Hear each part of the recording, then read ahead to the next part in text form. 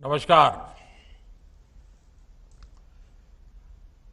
गुजरात के मुख्यमंत्री श्री विजय रूपाणी जी, उप मुख्यमंत्री श्री नितिन भाई पटेल, संसद में मेरे साथी और गुजरात भाजपा के अध्यक्ष श्रीमान सी.आर. पाटिल जी, पीएम गरीब कल्याण अन्न योजना के सभी लाभार्थी भाइयों और बहनों, बीते वर्षों में गुजरात ने विकास और विश्वास का जो अनवरत सिलसिला शुरू किया, वो राज्य को नई ऊंचाई पर ले जा रहा है। गुजरात सरकार ने हमारी बहनों, हमारे किसानों, हमारे गरीब परिवारों के हित में हर योजना को सेवा भाव के साथ जमीन पर उतारा है। आज गुजरात के लाखों परिवारों को पीएम गरीब कल्याण अन्न योजना के तहत एक साथ मुफ्त राशन वितरित किया जा रहा है। ये मुफ्त राशन वैश्विक महामारी के इस समय में गरीब की चिंता का काम करता है, उनका विश्वास बढ़ाता है। ये योजना आज से प्रारंभ नहीं हो रही है। योजना तो पिछले एक साल से करीब करीब चल रही है, ताकि इस देश का कोई गरीब भूखा न सो जाए। मेरे प्यारे भाइयों बहनों, गरीब के मन में भी इसके कारण विश्वास पैदा हुआ है। ये विश्वास इसलिए आया है क्योंकि उनको लगता है कि चुनौती चाहे कितनी भी बड़ी हो, देश उनके साथ है। थोड़ी देर पहले मुझे कुछ लाभार्थियों के साथ बातचीत करने का अवसर मिला। उस चर्चा में मैंने अनुभव भी किया कि एक नया आत्मविश्वास उनके अंदर भरा हुआ है। साथियों, आजादी के बाद से ही करीब करीब हर सरकार ने गरीबों को सस्ता भोजन देने की बात कही थी। सस्ते राशन की योजनाओं का दायरा और बजट साल दर साल बढ़ता गया, लेकिन उसका जो प्रभाव होना चाहिए था वो सीमित ही रहा। देश के खाद्य भंडार बढ़ते गए, लेकिन भूखमरी और कुपोषण में उस अनुपात में कमी नहीं आ पाई। इसका एक बड़ा कारण था कि प्रभावी डिलीवरी सिस्टम का न होना, और कुछ बीमारियां भी आ गई व्यवस्थाओं में, कुछ कटकी कंपनी भी आ गई, स्वार्थी तत्व भी घुस गए। इस स्थिति को बदलने के लिए साल 2014 के बाद नए सिरे से काम शुरू किया गया। नई टेक्नोलॉजी को इस परिवर्तन का माध्यम बनाया गया। करोड़ों फर्जी लाभार्थियों को सिस्टम से हटाया, राशन कार्ड को आधार से लिंक किया और सरकारी राशन की दुकानों में डिजिटल टेक्नोलॉजी को प्रोत्साहित किया गया। आज परिणाम हमारे सामने हैं। भाइयों और बहनों, 100 साल की सबसे बड़ी विपत्ति सिर्फ भारत पर नहीं, पूरी दुनिया पर आई है, पूरी मानव जात पर आई है। आजीविका पर संकट आया। कोरोना लॉकडाउन के कारण काम धंधे बंद करने पड़े, लेकिन देश ने अपने नागरिकों को भूखा नहीं सोने दिया। दुर्भाग्य से दुनिया के कई देशों के लोगों पर आज संक्रमण के साथ साथ भूखमरी का भी भीषण संकट आ गया है। लेकिन भारत ने संक्रमण की आहट के पहले दिन से ही इस संकट को पहचाना और इस पर काम किया। इसलिए आज दुनिया भर में प्रधानमंत्री गरीब कल्याण अन्न योजना की प्रशंसा हो रही है। बड़े बड़े एक्सपर्ट इस बात की तारीफ कर रहे हैं कि भारत अपने 80 करोड़ से अधिक लोगों को इस महामारी के दौरान मुफ्त अनाज उपलब्ध करा रहा है। इस पर 2 लाख करोड़ रुपए से अधिक यह देश खर्च कर रहा है। मकसद एक ही है, कोई भारत का मेरा भाई बहन, मेरा कोई भारतवासी भूखा न रहे। आज 2 रुपये किलो गेहूं, 3 रुपये किलो चावल के कोटे के अतिरिक्त हर लाभार्थी को 5 किलो गेहूं और चावल मुफ्त दिया जा रहा है। यानी इस योजना से पहले की तुलना में राशन कार्ड धारकों को लगभग डबल मात्रा में राशन उपलब्ध कराया जा रहा है। ये योजना दिवाली तक चलने वाली है। दिवाली तक किसी गरीब को पेट भरने के लिए अपनी जेब से पैसा नहीं निकालना पड़ेगा। गुजरात में भी लगभग 3.5 करोड़ लाभार्थियों को मुफ्त राशन का लाभ आज मिल रहा है। मैं गुजरात सरकार की इस बात के लिए भी प्रशंसा करूंगा कि उसने देश के दूसरे हिस्सों से अपने यहां काम करने वाले श्रमिकों को भी प्राथमिकता दी। कोरोना लॉकडाउन के कारण प्रभावित हुए लाखों श्रमिकों को इस योजना का लाभ मिला है। इसमें बहुत सारे ऐसे साथी थे जिनके पास या तो राशन कार्ड था ही नहीं या फिर उनका राशन कार्ड दूसरे राज्यों का था। गुजरात उन राज्यों में है जिसने सबसे पहले one nation one ration card की योजना को लागू किया। One nation one ration card का लाभ गुजरात के लाखों श्रमिक साथियों को हो रहा है। भाइयों और बहनों, एक दौर था जब देश में विकास की बात केवल बड़े शहरों तक ही सीमित होती थी। वहां भी विकास का मतलब बस इतना ही होता था कि खास खास इलाकों में बड़े बड़े फ्लाईओवर बन जाएं, सड़कें बन जाएं, मेट्रो बन जाए, यानी गांवों कस्बों से दूर और हमारे घर के बाहर जो काम होता था, जिसका सामान्य मानवी से लेना देना नहीं था, उसे विकास माना गया। बीते वर्षों में देश ने इस सोच को बदला है। आज देश दोनों दिशाओं में काम करना, 2 पटरी पर चलना चाहता है। देश को नए इंफ्रास्ट्रक्चर की भी जरूरत है। इंफ्रास्ट्रक्चर पर भी लाखों करोड़ों खर्च हो रहा है, उससे लोगों को रोजगार भी मिल रहा है, लेकिन साथ ही सामान्य मानवी के जीवन की गुणवत्ता सुधारने के लिए, ईज ऑफ लिविंग के लिए नए मानदंड भी स्थापित कर रहे हैं।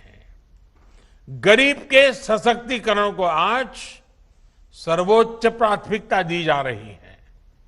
जब 2 करोड़ गरीब परिवारों को घर दिए जाते हैं तो इसका मतलब होता है कि वो अब सर्दी, गर्मी, बारिश के डर से मुक्त होकर जी पाएगा।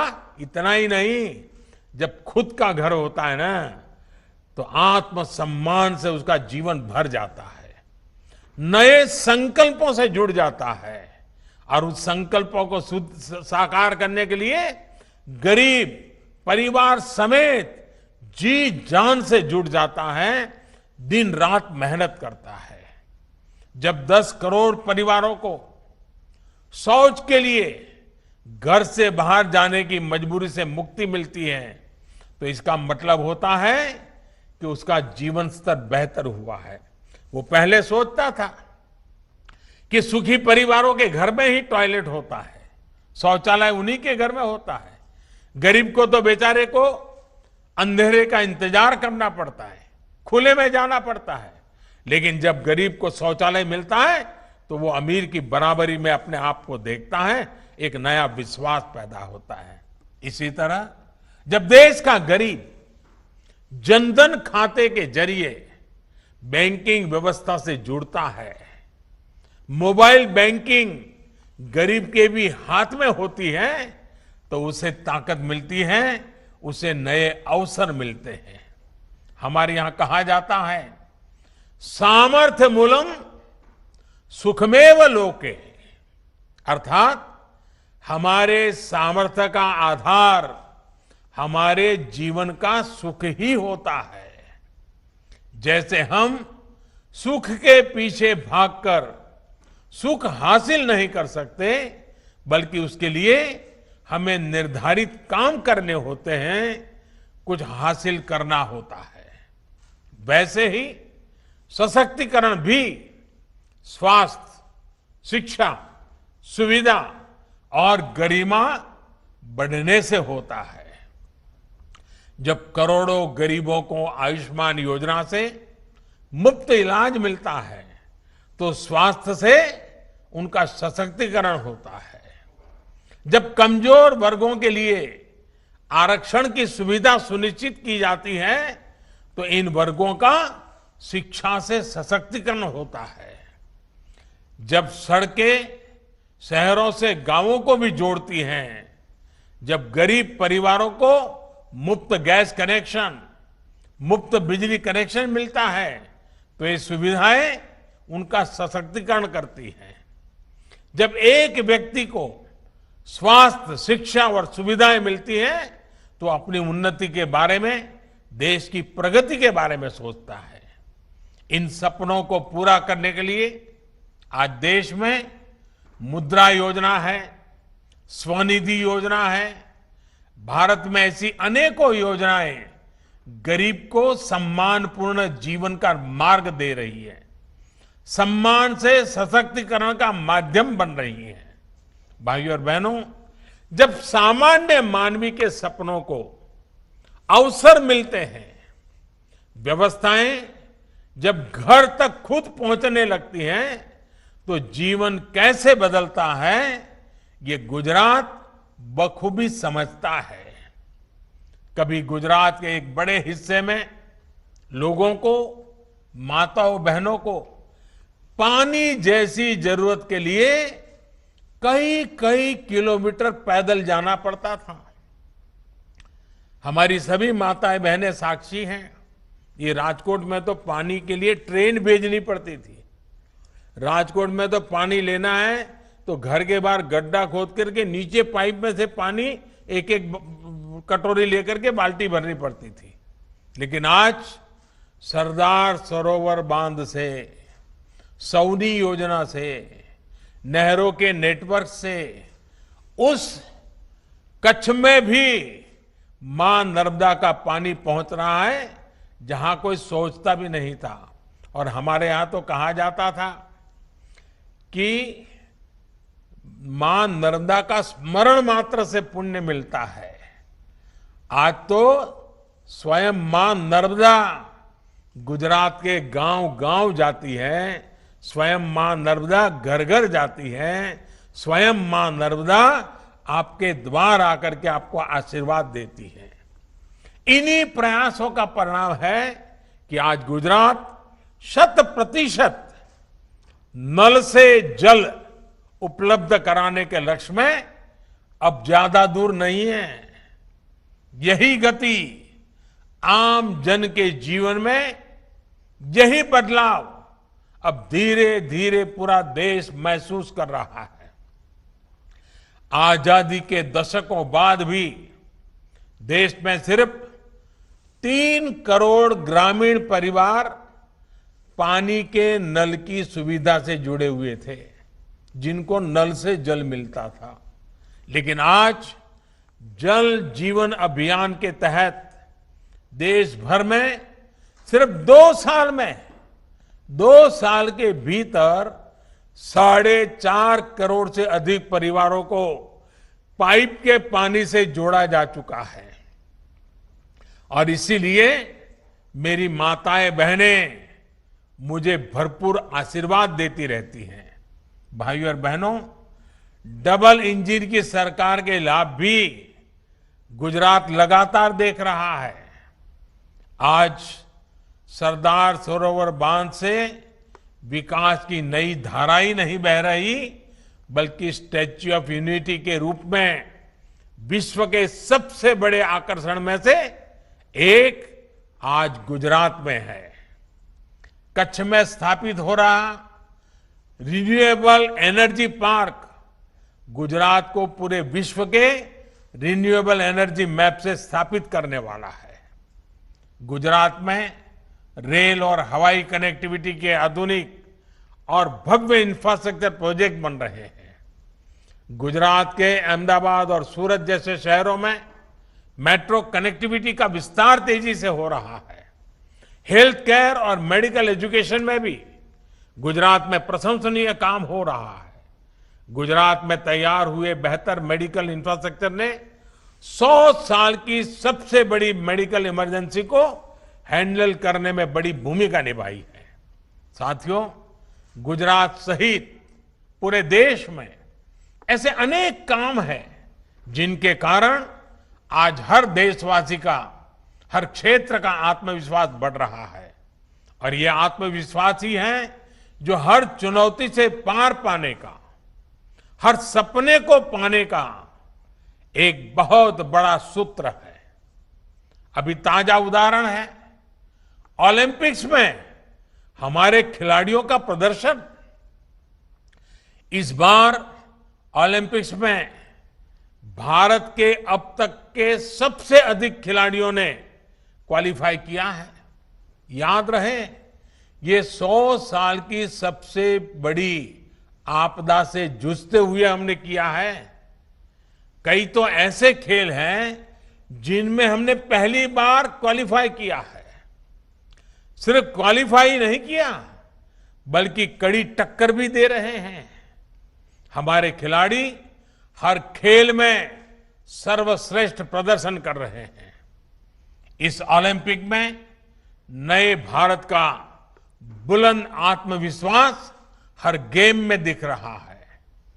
ओलंपिक्स में उतरे हमारे खिलाड़ी अपने से बेहतर रैंकिंग के खिलाड़ियों को, उनकी टीमों को चुनौती दे रहे हैं। भारतीय खिलाड़ियों का जोश, जुनून और जज्बा आज सर्वोच्च स्तर पर है। ये आत्मविश्वास तब आता है जब सही टैलेंट की पहचान होती है, उसको प्रोत्साहन मिलता है। ये आत्मविश्वास तब आता है जब व्यवस्थाएं बदलती हैं, ट्रांसपेरेंट होती हैं। ये नया आत्मविश्वास न्यू इंडिया की पहचान बन रहा है। ये आत्मविश्वास आज देश के कोने कोने में, हर छोटे छोटे बड़े बड़े गांव, कस्बे, गरीब मध्यम वर्ग के युवा, भारत के हर कोने में ये विश्वास आ रहा है। साथियों, इसी आत्मविश्वास को हमें कोरोना से लड़ाई में और अपने टीकाकरण अभियान में भी जारी रखना है। वैश्विक महामारी के इस माहौल में हमें अपनी सतर्कता लगातार बनाए रखनी है। देश आज 50 करोड़ टीकाकरण की तरफ तेजी से बढ़ रहा है, तो गुजरात भी 3.5 करोड़ वैक्सीन डोजेस को उसके पड़ाव के पास पहुंच रहा है। हमें टीका भी लगवाना है, मास्क भी पहनना है और जितना संभव हो उतना भीड़ का हिस्सा बनने से बचना है। हम दुनिया में देख रहे हैं, जहां मास्क हटाए भी गए थे, वहां फिर से मास्क लगाने का आग्रह किया जाने लगा है। सावधानी और सुरक्षा के साथ हमें आगे बढ़ना है। साथियों, आज जब हम प्रधानमंत्री गरीब कल्याण अन्न योजना पर इतना बड़ा कार्यक्रम कर रहे हैं, तो मैं एक और संकल्प देशवासियों को दिलाना चाहता हूं। ये संकल्प है राष्ट्र निर्माण की नई प्रेरणा जगाने का। आजादी के 75 वर्ष पर, आजादी के अमृत महोत्सव में ये पवित्र संकल्प लेना है। इन संकल्पों में, इस अभियान में गरीब, अमीर, महिला, पुरुष, दलित, वंचित सबकी बराबर हिस्सेदारी है। गुजरात आने वाले वर्षों में अपने सभी संकल्प सिद्ध करे, विश्व में अपनी गौरवमयी पहचान को और मजबूत करे। इसी कामना के साथ मैं आप सबको बहुत बहुत शुभकामनाएं देता हूं। एक बार फिर अन्न योजना के सभी लाभार्थियों को बहुत बहुत शुभकामनाएं। आप सबका बहुत बहुत धन्यवाद।